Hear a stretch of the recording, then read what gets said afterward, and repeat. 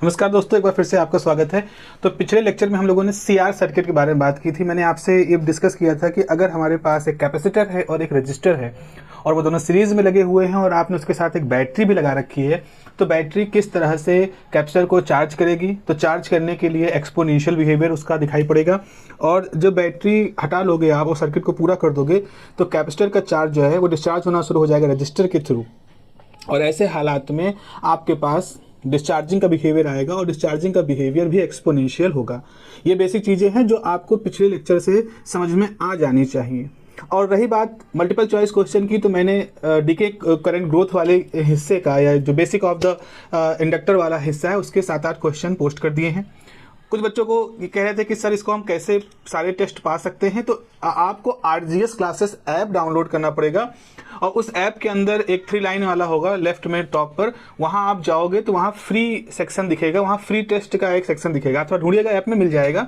उस free test के section में आपको इस तरह circuit fundamental T1 T2 T3 करके जो फ्री टेस्ट्स हैं वो आपको सारे मिल जाएंगे।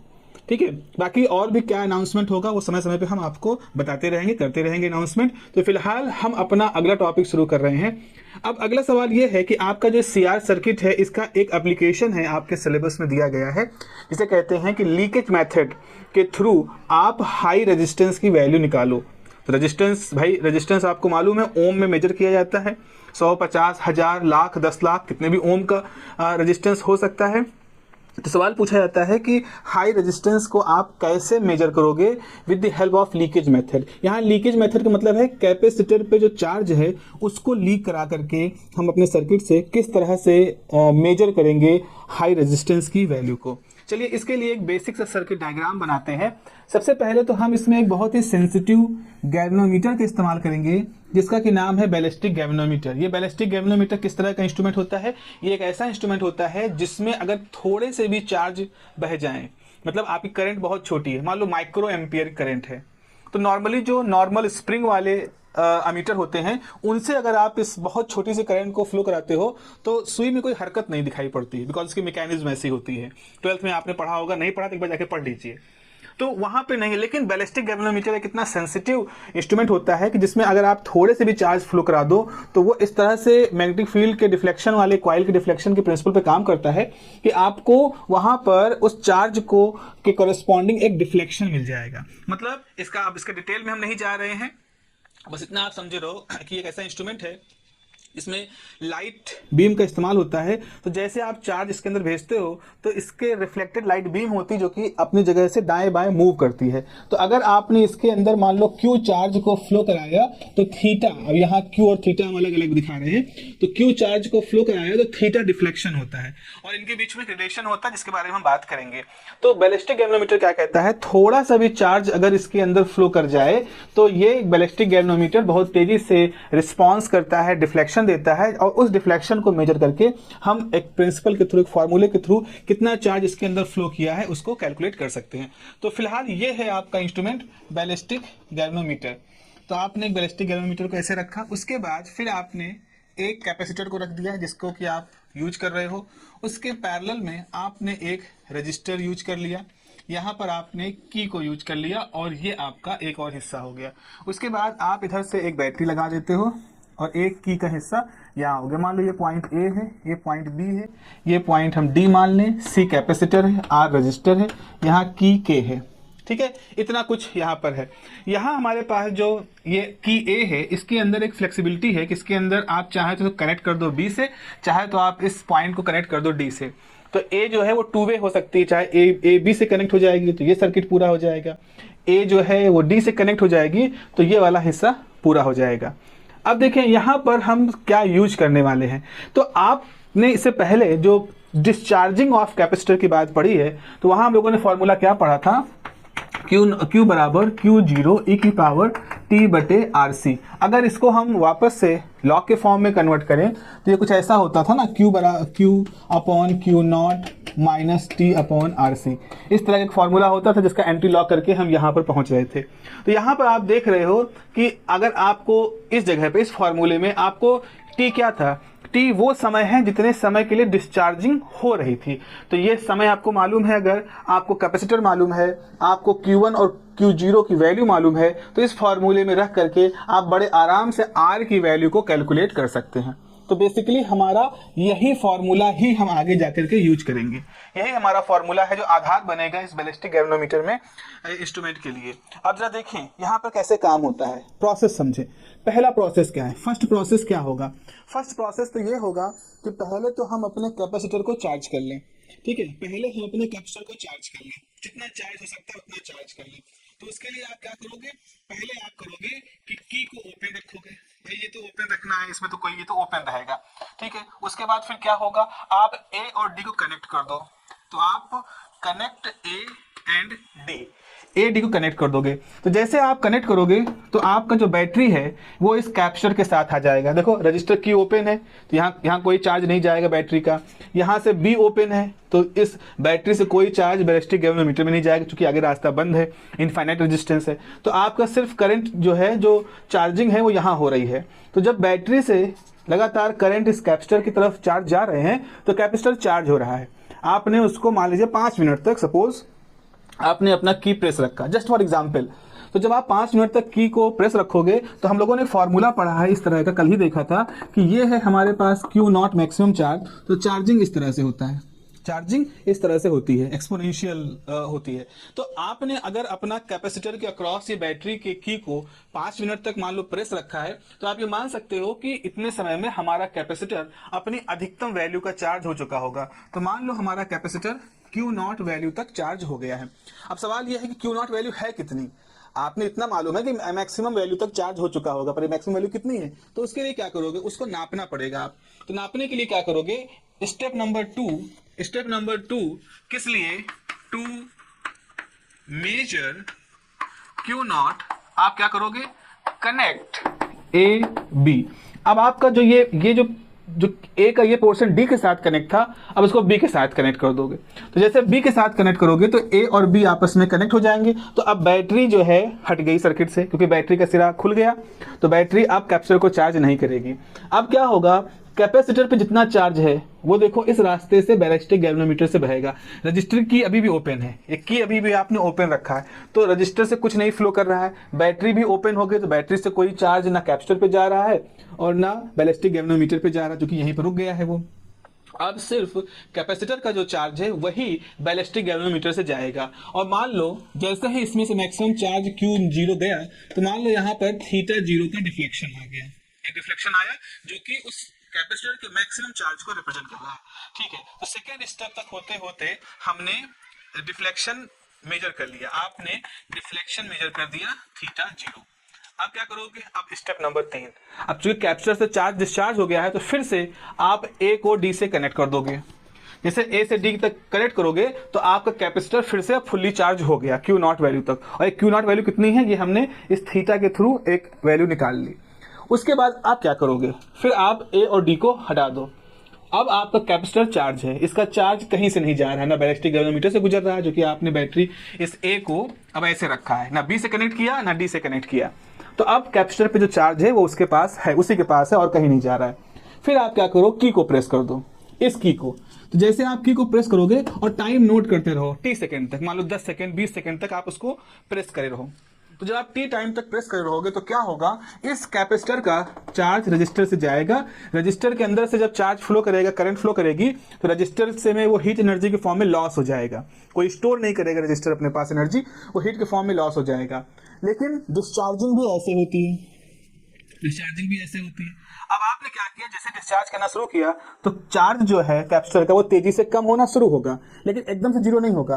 मान लो आपने 10 सेकंड तक रखा, 10 सेकंड तक आपने इसको प्रेस रखा तो चार्ज घट के इतना बचा है। तो अभी भी उस सर्किट के अंदर, उस कैपेसिटर के अंदर ये Q वैल्यू का चार्ज बचा हुआ है। 10 सेकंड तक आपने इसको डिस्चार्ज करवाया तो भी Q वैल्यू का चार्ज वहां पर बचा हुआ है। तो अब आपने क्या किया, अब आप कह रहे हो अब इस की को ओपन कर दोगे। जैसे की को ओपन करोगे तो आपके कैपेसिटर पे कितना चार्ज, अभी आप मानो कोई चार्ज Q बचा है, बहुत ज्यादा समय आपने नहीं डिस्चार्ज कराया तो कुछ चार्ज वहां पर बचा है। अब ये कितना चार्ज बचा है, मतलब अगर 10 सेकंड तक आपने इसको डिस्चार्ज कराया है तो अभी कैपेसिटर पे कितना चार्ज बचा है, इसको कैसे निकालोगे। इसको निकालने के लिए बच्चों हमारे पास बैलिस्टिक गैल्वेनोमीटर है। तो फिर क्या करोगे, इस की को ओपन कर दोगे और ए को बी से कनेक्ट कर दोगे। जैसे आप ए को बी से कनेक्ट करोगे, इस कैपेसिटर में बचा हुआ जो चार्ज क्यू है वो इस बैलिस्टिक गैल्वेनोमीटर से फ्लो करेगा और कितना डिफ्लेक्शन दे देगा, क्यू डिफ्लेक्शन दे देगा।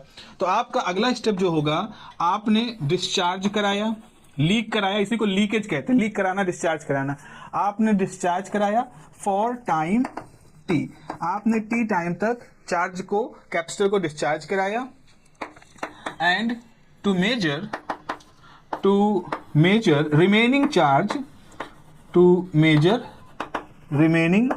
चार्ज, जितना चार्ज बचा है, use ballistic galvanometer and deflection is, और उसका डिफ्लेक्शन कितना आ गया, एंड डिफ्लेक्शन इज थीटा आ गया डिफ्लेक्शन।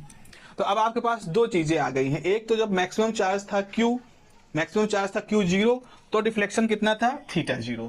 उसके बाद फिर क्या हुआ, जब आपने उस पर चार्ज टी टाइम तक रिड्यूस कराया और उसका चार्ज कुछ घट गया, तो अब उस पर कितना चार्ज बचा, क्यू, और उसके लिए डिफ्लेक्शन बचा थीटा।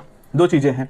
अब यहाँ हमारे पास बैलिस्टिक गैल्वेनोमीटर जो इंस्ट्रूमेंट है उसकी एक थ्योरी आती है। तो बैलिस्टिक गैल्वेनोमीटर की थ्योरी ये है कि एक बैलिस्टिक गैल्वेनोमीटर के लिए कांस्टेंट यूज करते हैं के, मान लो डिफ्लेक्शन है theta 1 plus lambda by 2। Lambda भी एक कांस्टेंट होता है बैलिस्टिक गैल्वेनोमीटर के साथ, इसको लॉगरिथमिक डिक्रीमेंट कांस्टेंट कहते हैं। तो फिलहाल ये है, और ये जो पूरी वैल्यू होती है ये क्यू के बराबर होती है। तो अगर आपने सर्किट से, बैलिस्टिक गैल्वेनोमीटर से क्यू चार्ज को फ्लो कराया है, तो आपका फॉर्मूला क्या होगा, charge is equal to this constant for ballistic galvanometer, जो डिफ्लेक्शन आया है थीटा, और ये है उसका लॉगरिथमिक डिक्रीमेंट कांस्टेंट जो उसकी ज्योमेट्री वगैरह पे डिपेंड करता है। तो इस तरह से हमारे पास ये फॉर्मूला है। सो अगर हम कहें हमने चार्ज फ्लो कराया था, हमारा चार्ज कितना था, क्यू 0, तो मान लो कोई थीटा 0 डिफ्लेक्शन था और फॉर्मूला यही रहा होगा। फिर उसी बैलिस्टिक गैल्वेनोमीटर से जब हमने क्यू चार्ज फ्लो कराया, ये क्यू चार्ज कब आया, जब टी टाइम तक डिस्चार्ज करा दिया, लीक करा दिया, उसके बाद तो भाई बैलिस्टिक गैल्वेनोमीटर तो वही है ना, तो के तो नहीं चेंज होगा, आपके पास फॉर्मूला इस तरह से आ जाएगा। सब कुछ वही बैलिस्टिक गैल्वेनोमीटर है। जब चार्ज क्यू नॉट था तो डिफ्लेक्शन थीटा 0 था, जब चार्ज क्यू था तो डिफ्लेक्शन थीटा हो गया। अब आप क्या करो, इन दोनों का रेशियो ले लो। तो आप यहां से कह सकते हो कि क्यू 0 अपॉन क्यू बराबर थीटा 0 अपॉन थीटा, इन दोनों का रेशियो, यानी कि चार्जों और डिफ्लेक्शन के बीच में एक रेशियो है जो कि बिल्कुल एक नेक टू नेक है, बिल्कुल वैसा ही है यहाँ पर। अब हम क्या करते हैं, आर निकालना है। तो आपको आर निकालना है, तो आपके पास क्या है, बाय थ्योरी ऑफ डिस्चार्जिंग, किसका discharging, by theory of discharging of capacitor, by theory of discharging of capacitor C through R. आपके पास फॉर्मूला क्या है, लॉग क्यू बटे Q 0 minus T upon R C. ठीक है, अगर हम इसको यहां ले आए माइनस, तो आपको मालूम है इसको ऐसे लिखा जा सकता है, क्यू बटे क्यू 0 की पावर -1। अगर माइनस आगे है 1 तो इसको आप पावर पे लगा सकते हो, ये हो जाएगा टी बटे आर सी। इसका पावर होने का मतलब इसको पलट दो, तो ये हो जाएगा लॉग क्यू 0 बटे क्यू इस टी बटे R C. Simple straightforward है, मेरे ख्याल से कहीं कोई दिक्कत है नहीं। यहां पर चूंकि हमने देखा है कि चार्जों का जो रेशियो है वो डिफ्लेक्शन के रेशियो को बिलोंग करता है, तो आपके पास फॉर्मूला हो जाएगा लॉग थीटा 0 अपॉन थीटा बराबर टी अपॉन आर सी। तो यहां से आर की वैल्यू क्या हो जाएगी, टी अपॉन लॉग, और ये बेस ई है, तो थीटा 0 अपॉन थीटा इंटू सी। अच्छा, ये बेस सी है, बेस ई है, तो इसको अगर हम बेस 10 पे कन्वर्ट करेंगे तो आपको 2.302 से मल्टीप्लाई करना पड़ेगा। तो आपके पास आर हो जाएगा T upon 2.302 log base 10 theta 0 upon theta और मल्टीप्लाई बाई सी। तो ये बच्चा हमारा फॉर्मूला आ गया, ये हमारा फॉर्मूला आ गया, जिस फॉर्मूले से हम लीकेज मेथड, इसी पूरे को हम लीकेज मेथड कहते हैं। तो with this formula we can calculate the resistance R when we know the capacitor की capacitance C, we know the leakage time T, we know the deflection for maximum charge theta 0, for the charge after leakage of capacitor theta, इन सबको मालूम होने पे हम are को निकाल सकते हैं, और ये हमने यहाँ पर कैलकुलेट भी कर लिया है इस फॉर्मूले से। तो इस तरह से ये मेथड है लीकेज मेथड, जो आपके सिलेबस का हिस्सा है, जो बताता है कैसे आप रेजिस्टेंस को कैलकुलेट कर सकते हो।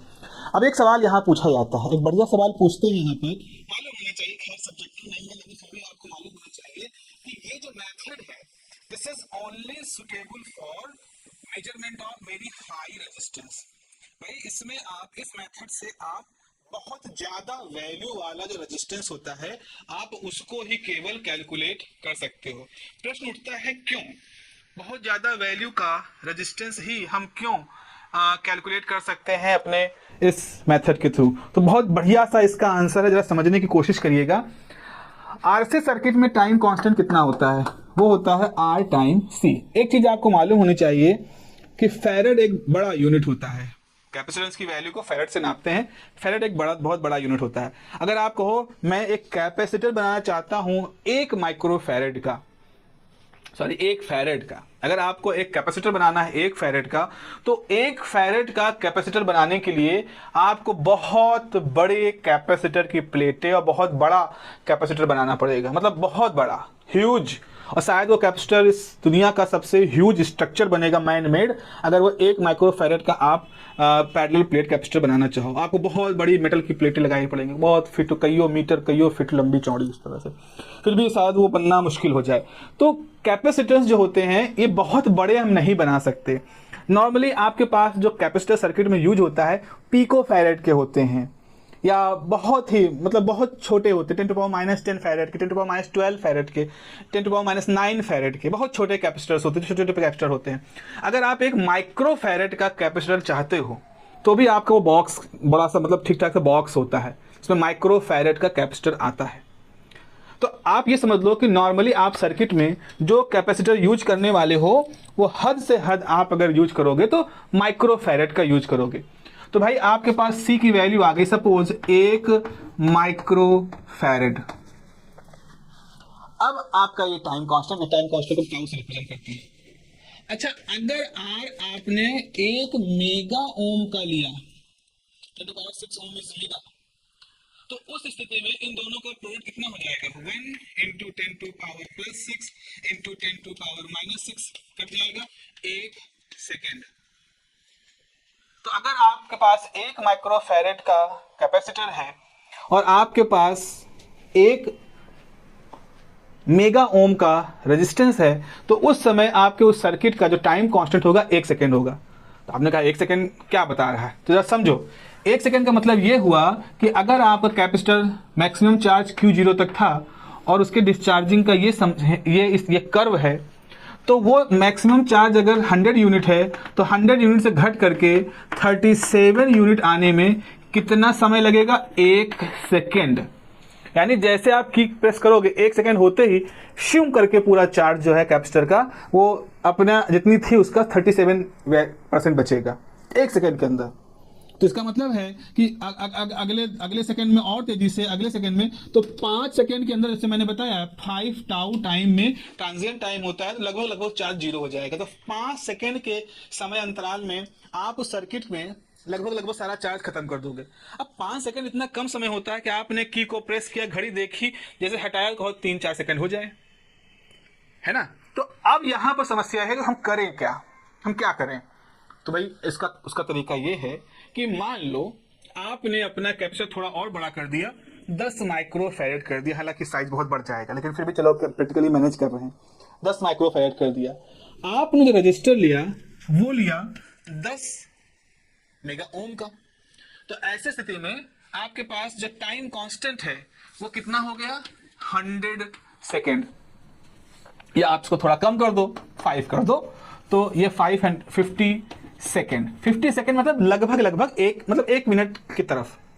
तो इसका मतलब ये है कि जो चार्ज है जब इसको आप इस तरह से डिके कराओगे तो 50 सेकेंड का समय लगेगा इस चार्ज को अपनी मैक्सिमम वैल्यू से घट करके जो 37 वैल्यू तक जाने में 50 सेकेंड लगेंगे। अच्छा, आपने उस जो की है उसको मान लो 20 सेकेंड तक प्रेस किया है, तो 50 सेकेंड ये है, तो मान लो 50 ये है, तुमको 1 2 3 4 5 हिस्से किए, तो 20 सेकेंड यहाँ होगा, यहाँ कहीं चार्ज है, और ये चार्ज मान लो 60% है। ठीक ठाक चार्ज है, मतलब जितना चार्ज होना चाहिए उसका अभी 60% यहाँ बचा है। तो अगर आप अपने उस की को, डिस्चार्जिंग वाले की को, जो डायग्राम में के लिखे थे, उसको अगर आप 20 सेकंड तक भी दबाए रखते हो, 20 सेकंड ठीक ठाक समय, इसको हम अपनी घड़ी में आराम से देख सकते हैं, तो अगर 20 सेकंड तक आप दबाए रखते हो तो भी सर्किट के ऊपर जो चार्ज है, कैपेसिटर के ऊपर जो चार्ज है, वो एकदम से घट के जीरो नहीं हो जाएगा, बल्कि कुछ बचा रहेगा, ठीक ठाक सा बचा रहेगा। अब इस चार्ज को जब वापस से बैलिस्टिक गैल्वेनोमीटर से गुजारोगे तो आपके पास एक ऐसा डिफ्लेक्शन आएगा थीटा, जिसको आप बहुत ही आसानी से मेजर कर सकते हो। अदरवाइज अगर इसकी वैल्यू आपने 1 सेकंड रखी है, 1 सेकंड से भी कम हो गई, तो पता चला जितनी देर में आप समय नापते हो 2-3 सेकंड में, उसमें चार्ज घट के लगभग जीरो चला गया, और ऐसी स्थिति में डिफ्लेक्शन नापने बड़ी मुश्किल हो जाएगी।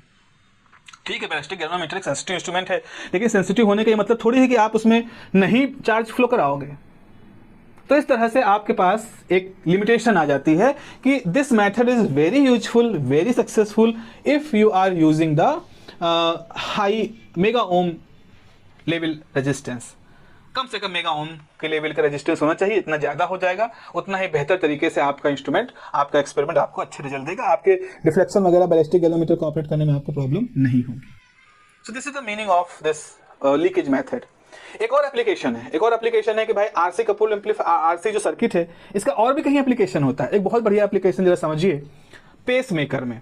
अब आप कहोगे भाई पेस मेकर क्या है, तो पेस मेकर एक ऐसा इंस्ट्रूमेंट होता है जो कि हार्ट बीट को कंट्रोल करने के लिए डॉक्टर लगाते हैं। देखो हमारा जो हार्ट है वो भी एक बहुत बढ़िया इलेक्ट्रिकल सा उसके अंदर काम होता है, तो उसके अंदर एक पोटेंशियल डेवलप होता है, हमारे हार्ट के डायगोनली एक पोटेंशियल डेवलप होता है। उस पोटेंशियल की वजह से ही हार्ट हमारा कंप्रेस करता है, एक्सपेंड करता है, खून का बहाव होता रहता है।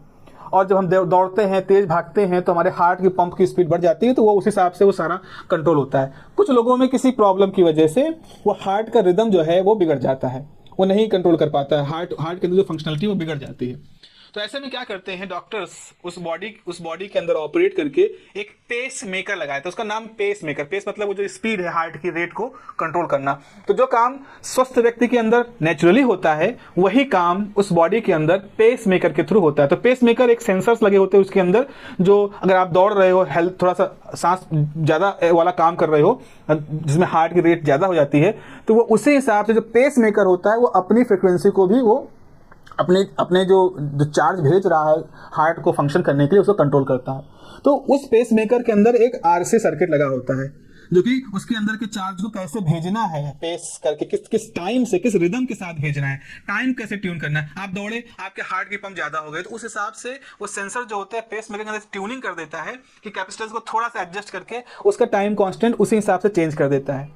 वैसे ही आप नॉर्मली बात कर रहे हो, हार्ट रेट नॉर्मल हो गई, तो वो सेंसर जो होते हैं उसको उस हिसाब से ट्यून कर देते हैं। तो आरसी सर्किट में चार्ज किस तरह से रिलीज होंगे, डिस्चार्जिंग कैसे होगी, हार्ट तक चार्ज कैसे जाएंगे, किस रेट के साथ जाएंगे, जल्दी जाएंगे कि थोड़ा रुक के जाएंगे, यानी टाइम कांस्टेंट कम होगा या ज्यादा होगा, इसको हम उसी के थ्रू ही कंट्रोल करते हैं। तो this is a very beautiful application, very life saving application of RC circuit, pacemaker के केस में होता है। जैसे बहुत सारी जगह हैं जहां सुनने में, समझने में, बहुत देखने में बड़े सिंपल से प्रिंसिपल्स होते हैं फिजिक्स के, वो जब आप पढ़ते हो, लेकिन जब उनका एप्लीकेशन देखा जाता है तो इतने जबरदस्त उनके एप्लीकेशन हो जाते हैं कि आदमी आंखें फटी रह जाते हैं, भाई इतना बढ़िया एप्लीकेशन भी इसका किया जा सकता है। तो this is the beauty of physics, how we can use the RC circuit. तो ये था आज के लेक्चर का हिसाब किताब।